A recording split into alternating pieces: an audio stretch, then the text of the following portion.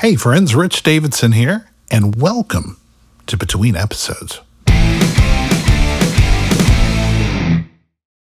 Suck it up and get over it. Recently, I've noticed a discernible shift into how people, even people within my own generation, that being Generation X, are sharing and processing emotions. It's kind of an evolving sensitivity, and it's kind of required me to reassess some things. As someone, as stated earlier, who identifies with Gen X, of course, I am one, I was raised with an entirely different mindset when it came to emotional issues.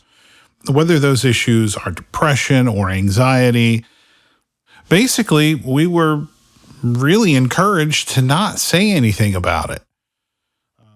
Stoicism, self-reliance, that's kind of what we were encouraged to do. The old grin and bear it or suck it up and, not let it bother you. Even though that was very difficult. That was pretty much the only sort of advice that we were given.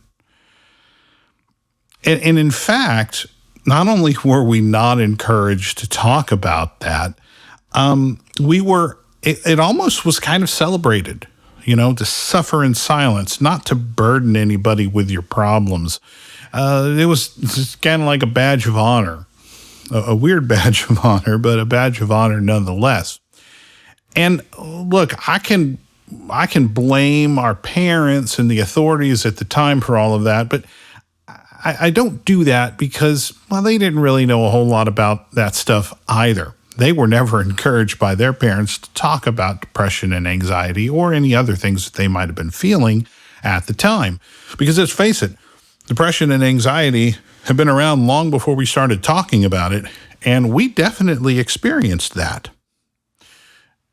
And today is different because when I was younger, we would equate, from a societal standpoint, we would equate talking about our emotions, talking about our feelings as some sort of weakness. Now, I want to be very clear that I don't think that's a weakness at all. In fact, I think it's a strength. And it's a way in which we can start to get better, to heal, to deal with these things better. And I greatly respect people who have that comfort and that confidence to talk about those things. The problem is I don't.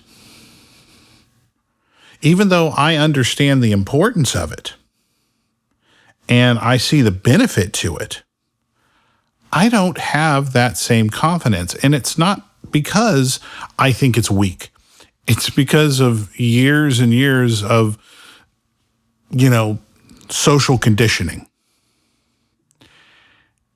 And so I am kind of at a crossroads when it comes to that. I'm somewhat conflicted. I understand the benefit, but my upbringing is telling me I really shouldn't talk about that. Now, strangely enough, that sort of sentiment doesn't exist within my marriage. I'm happy to say that my wife and I discuss everything. As a matter of fact, sometimes we discuss things to the point of embarrassment. I think I've said it before, but my wife knows everything about me. And I don't hold anything back. She knows some of the things that I have never admitted to anybody and maybe wouldn't even admit to myself. But outside of that, it's very difficult for me to do that. So I guess the question is, what do I do about that? What do I do about that hesitance? Well, it's pretty much the only thing I can do is just try to continue to grow. The reality is being open to the people that I care about or to the people that are close to me about things that are affecting me, like depression and anxiety. is always going to feel a little uncomfortable. It's always going to feel kind of like that old analogy, fitting a square peg into a round hole. But the benefits, as far as I can see, are worth it. Simply because I'm uncomfortable with something doesn't necessarily mean that it's not beneficial to me. So the fact of the matter is, whether it's uncomfortable or not really doesn't matter. The fact is that doing this is good. Pushing forward through my lack of comfort and being more expressive embraces the positives of that action and helps me as a person to continue to grow, regardless of what my social upbringing was. Well, at least that's what I think.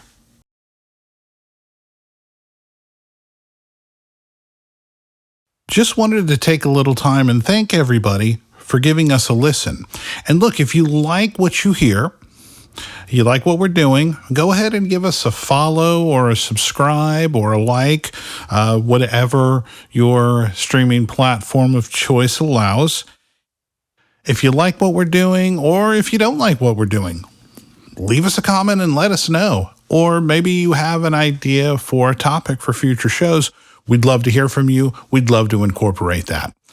Lastly, and I know I've said it before, but it bears repeating, if you know somebody who you think would benefit from this conversation or just like what we're doing, share the show. That's the best way for podcasts to get new listeners, word of mouth. So we'd really appreciate you doing that. Thank you so much for listening, and we'll catch you later.